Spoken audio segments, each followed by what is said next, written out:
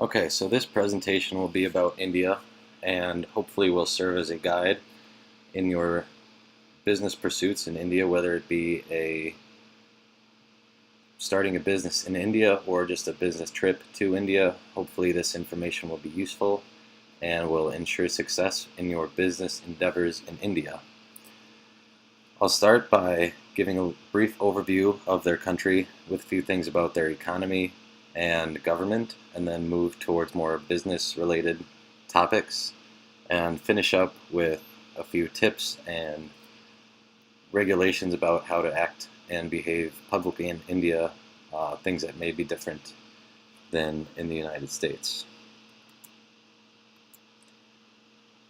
So first, I just put in a picture of India so you can get an idea of where it's located in the surrounding countries, such as Nepal, China, and Pakistan. This is just a brief geographical image.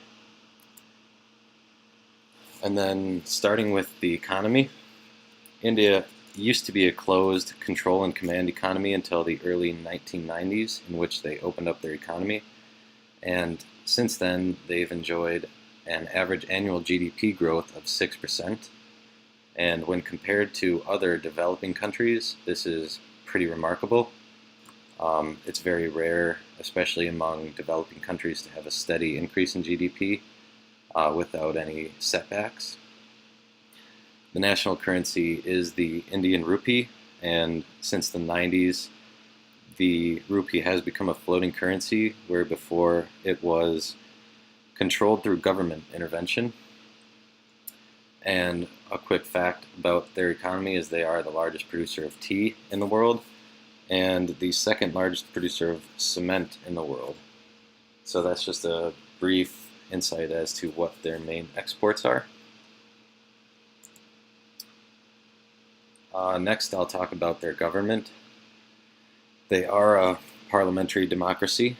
They gained their freedom from Great Britain in 1947, and 2 years later, in 1949, they established their own constitution. Their constitution takes many features and incorporates many features of Western constitutions, such as the United Kingdom and the United States. Like the United States, India is broken into states. There are 28 of them and 7 union territories. There are 7 national political parties, and in addition to those 7 parties, there are 40 parties that are recognized by the election committee. The president is the head of the state, but the legislative power lies with the Council of Ministers, and that council is headed by the Prime Minister. So now we'll get into more business-specific topics, and the first one of those is business dress. For men, the standard outfit in a formal business setting is a suit and tie. However, the climate is very warm, so it's widely accepted to wear just a long-sleeve collared shirt and tie. But one thing to remember is try to stick to neutral colors and avoid any bright colors or colors that draw unnecessary attention to you. However, in most companies, you'll see more casual dress, such as a t-shirt and jeans and even tennis shoes. For women, it's important to keep in mind modesty. So cover your knees with long skirts or dress suits, and avoid low necklines. But again, the dress is more casual in most companies, and jeans with a t-shirt or a short sleeve shirt are widely accepted as casual wear in non-business settings. As far as making appointments go, it can be a little bit different than it is in the United States. The biggest difference in that regard is that appointments aren't predicated solely on time like they are in the United States, but they're more dependent on other people and events. For this reason, you're going to see more appointments get changed. Whereas in the United States, it's pretty clear. Once you have an appointment, you set the time and that's it. However, they are more subject to change in India. So for this reason, you're going to want to schedule appointments at least a few months in advance, but still be prepared for last-minute changes. As in most, if not all, cultures, punctuality is appreciated. In order to achieve punctuality, you should aim to be early. Give yourself plenty of time to get to your appointments on time. If you live in India, if you're traveling to India, the traffic there is even worse than the worst parts of the United States, if you can believe that. So give yourself plenty of time to get to where you need to go and get there on time.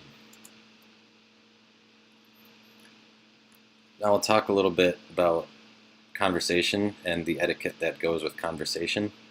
In India, personal relationships are very important. So whenever you're in a meeting, one-on-one or with a group, it's common to open up with some small talk. However, Americans that have visited India or have worked in India have often perceived their sense of privacy to be a little less than what it is here in the United States. They talk about each other's families all the time. That's very common. Whereas in America, the level of privacy is a little higher. However, talking about families and more personal items in India is a way of building friendship, and it's a way to show friendliness. So don't shy away from talking about your family before getting into business-related items. And one more thing is that it is very rare to openly disagree with someone in India.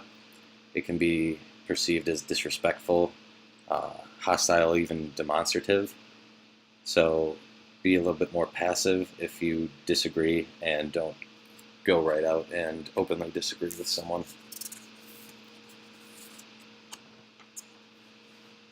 Sort of branching off the topic of conversation, there are a few topics that you should avoid. One of them is religious beliefs, which is kind of taboo in most cultures. Even though religion is a very strong part of Indian culture, it's very easy to accidentally offend someone, even if you had no intention of doing so.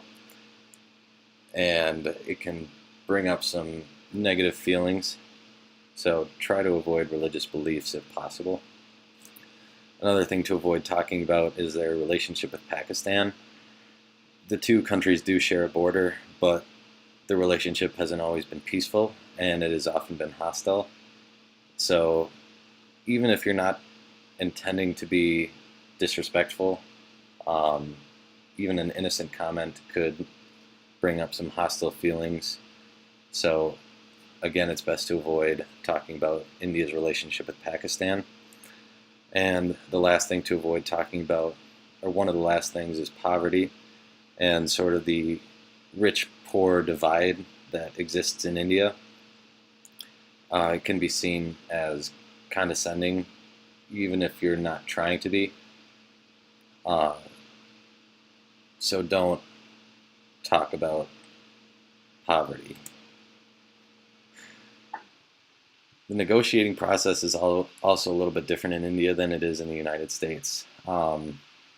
It's a much more relaxed pace in India. In the United States, you want things now, and you want things negotiated quickly. Even important meetings don't start on time. There's nothing you can do about this. It's out of your control. It's something you'll have to get used to. And like I said before, always take time to build personal relationships before discussing business. Don't shy away from bargaining, as it's normal in India, just as it is in the United States. So don't hesitate to try to bargain for a better price. And the decisions are much more drawn out. So one thing to remember is never request or expect a commitment after the first meeting, because it's very important in Indian business to be able to take time to consider each business venture. And the last thing I'll talk about is a few aspects of their public behavior that are different than the United States or similar. One thing that is similar is handshakes. It's very common to shake hands as a greeting, just as it is in America. However, they're more conservative when it comes to physical relationships, so try to avoid hugs and kisses if possible. It's polite in India, as it is in America, to allow women and guests to proceed first. Make an effort to open the door for your women and guests. Do not point with one finger, as that can be considered rude and condescending. Also considered rude and condescending are whistling and winking, where in America they may be considered friendly. It will very rarely be taken that way in India, so avoid whistling and winking. And the last thing to remember is to always give the proper respect to seniors and authority. Give them the respect that they deserve, as that is very important in Indian culture, just as it is in American culture. And that is it.